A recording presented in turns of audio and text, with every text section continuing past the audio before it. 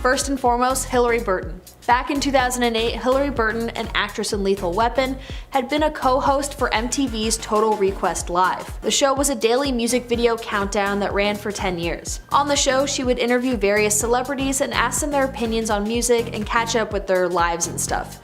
Very casual, hangout style interviews. Anyways, in an incident that was caught on video, Ben behaved extremely inappropriately towards Hilarie. He grabbed her non-consensually and groped her. The video resurfaced in 2017 at the height of the Me Too movement, when one Twitter user posted, quote, "Affleck also grabbed Hilarie Burton's breasts on TRL once. Everyone forgot though." The tweet got enough attention that Hilarie herself saw it and replied, quote, "I didn't forget." In a later tweet, she recalled, quote, "I had to laugh back then so I wouldn't cry." She then thanked the user who posted the video and brought up the encounter. Quote, "Seriously, thank you for that. I was a kid." I guess she had felt that her situation with Ben was pretty much swept under the rug, which is pretty right, honestly. I had no idea about this story at all until 2017, and let's just say that Ben's apology left quite a bit to the imagination. He tweeted out, quote, "I acted inappropriately towards Miss Burton and I sincerely apologize." And that's it. I know when it comes to cases like this, people love to default to, oh, well, it was a long time ago. While I can see that just maybe being a proper excuse for certain situations, what is absolutely inexcusable is how one decides to address it. Ben's apology missed the mark, and when you do regret a situation, rectifying it is the only way to ethically right it. I'm not sure if anything went on behind closed doors between the two in the ways of an apology, but either way, as far as the public is concerned, not cool, Ben. Let's get into my second point, and what I would say is kind of a pivot from what the title of this video is: Ben as a person and the paparazzi. I mean, if we're being candid here, yeah, Ben has issues. That's obvious, anyone can see it. But honestly, all of these issues, while not excuses, can be explained by his very clear depression and deep mental health issues. A lot of people's grievances with him can be traced back to his dumb youth. He was cocky and full of attitude after coming off of the success of Good Will Hunting. When he began dating Jennifer Lopez, one of the biggest stars in the world at that time, the media frenzy that resulted completely violated their privacy. Suddenly, everyone was taking photos of the couple in intimate situations, and stalking was so heavily normalized that we still see the effects of lecherous paparazzi activities to this day. That all started from their relationship. If you couple that with a string of mediocre movies, people just started to hate Ben Affleck. There was a bit he did with a Quebecois interviewer where he was being overly flirtatious with her. They had agreed to do it to promote a show she was hosting. She even stated that it was all a hoax, but people chose to ignore it in favor of trying to find a valid reason to hate on him, besides him being kind of a mediocre actor with serious issues. The actor has been on a decades-long journey of trying to control his substance use issues. His own father battled alcohol and its presence in his life. In 1997, on the heels of rave reviews for Good Will Hunting, Ben decided to quit drinking for the first time. Quote, "I just wanted to stop. I started regretting some things I did when I was drunk." But sadly, it didn't end up working out for him, and Ben would soon revert to his old ways. He'd been in and out of rehab for years, including a stay in 2017 and in 2018. In fact, the 2018 stay was when Jennifer Garner, to whom he was divorced at the time, drove him to the hospital, despite them being separated and Ben being with another woman. She's a good person who genuinely saw Ben as a tragic case of both parental pitfalls and environmental stress combining to create bad habits that inadvertently harm those around him. She staged an intervention with Ben, who would sadly suffer another relapse after a year of being sober. When speaking about his relapse, he stated, quote, "My family history. The legacy of that is quite powerful and something that's hard to shake." I think, in turn, a lot of celebrities understand the pressure of the spotlight. To genuinely hate Ben Affleck for reasons other than being kind of a mediocre actor is to vilify those living with addictions and depression. In interviews, he stated that he feels more concerned about what his kids see and how they perceive their own dad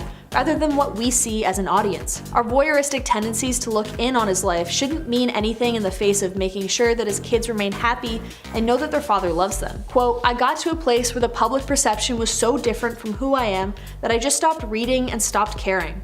But then, as my kids got older and started seeing the internet themselves, that's the difficult part. Even the sad Affleck meme, that was funny to me. I mean, there's nobody who hasn't felt that way in a junket. But when my kids see it and I think, oh, are they going to think that their dad is fundamentally sad or they have to worry about me?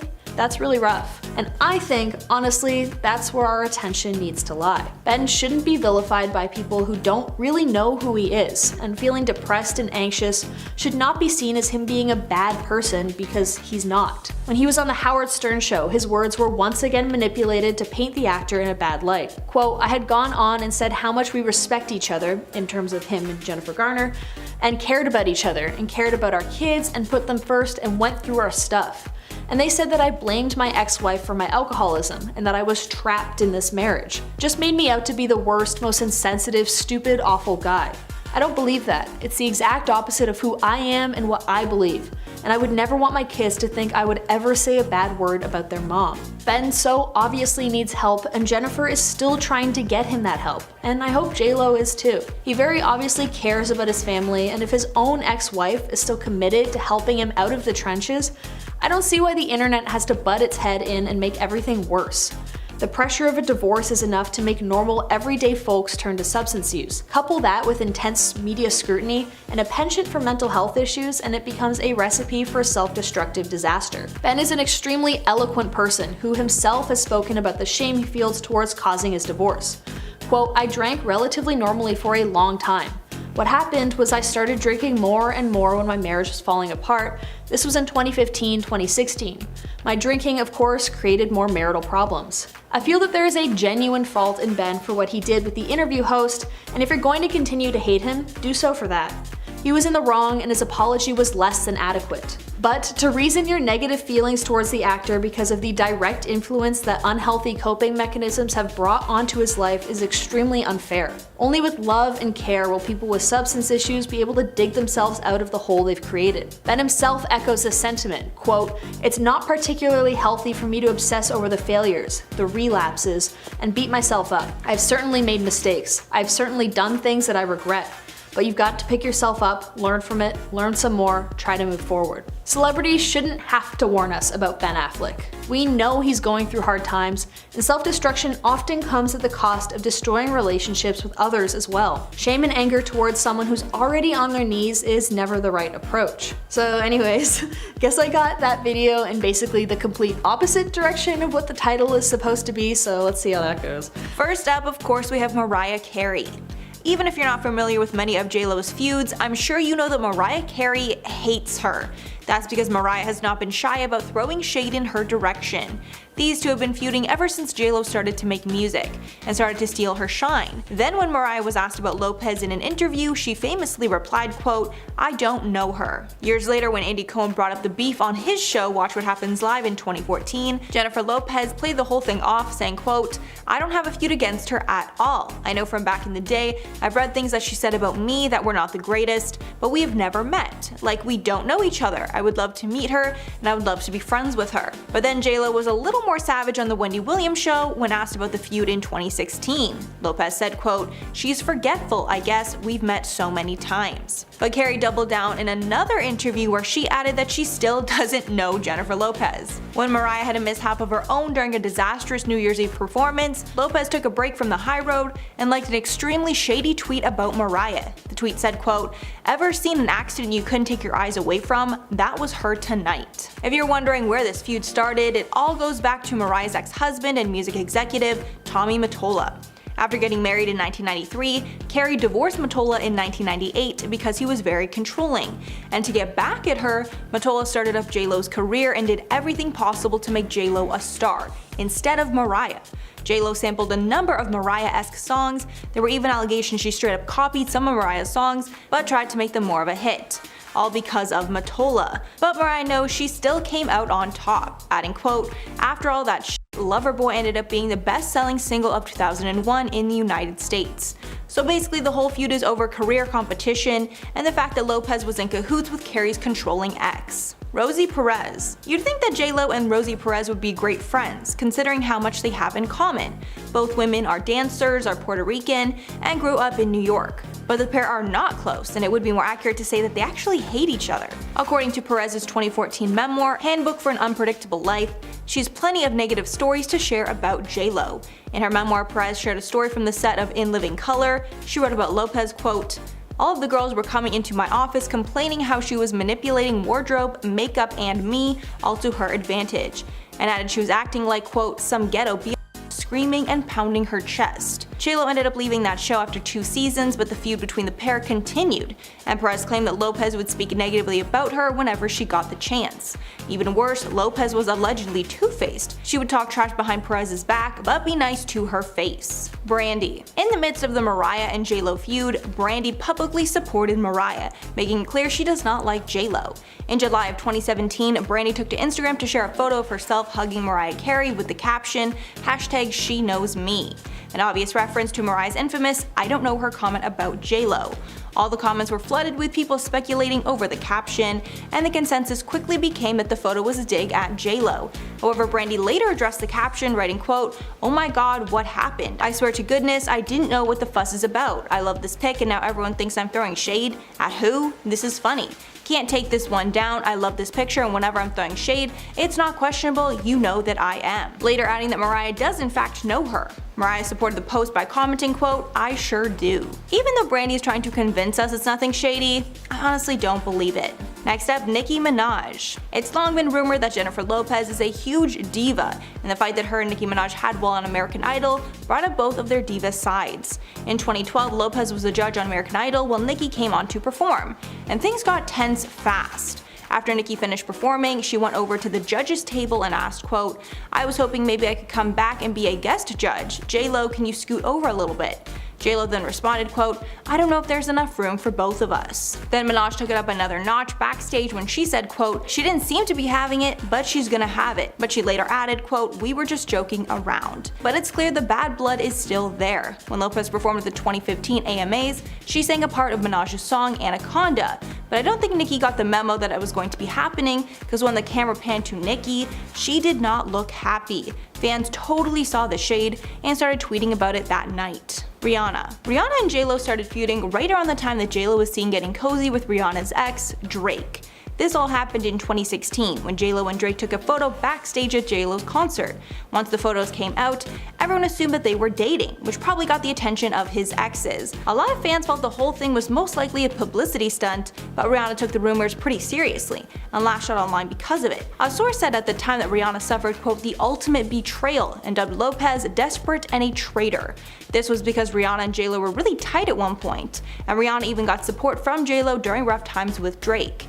Then in December of 2016, Rihanna unfollowed JLo on Instagram, making her stance very clear. Jenna Dewan. When the pair started alongside each other on World of Dance, they seemed like they got along great. Lopez was a producer and a judge, while Dewan was a host and mentor on the show.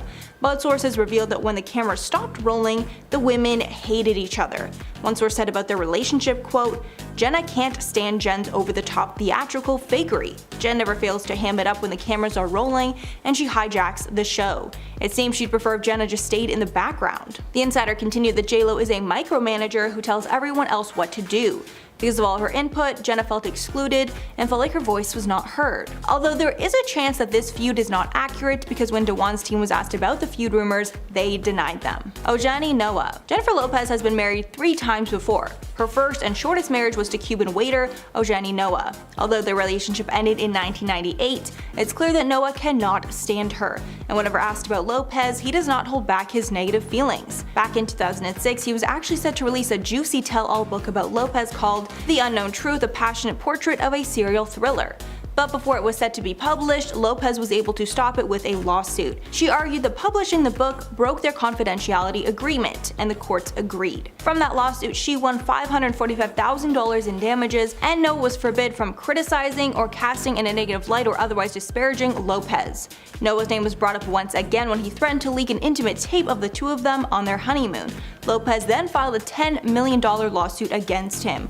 When asked why the relationship ended, Noa blamed Lopez, saying, quote, "I was looking forward to being with her for the rest of my life. It didn't happen. She made the choice of her career instead of me." And finally, Jennifer Lopez herself. Nobody has done more to warn us about JLo's sketchy behavior than herself, and some of the things she's done in the past are too terrible to ignore. Back when she tried to score a role in competition with actress Claire Danes, JLo said some harsh things about her competition, saying that Claire Danes does the quote, "same thing with every character she does." Then Lopez bashed Winona Ryder, saying that she was not a big fan of her work. And finally, Lopez took aim at Gwyneth Paltrow, saying, quote, "Tell me what she's been in. I swear to God, I don't remember anything she was in. Some people get hot by association. I heard more about her and Brad Pitt than I ever heard about her work."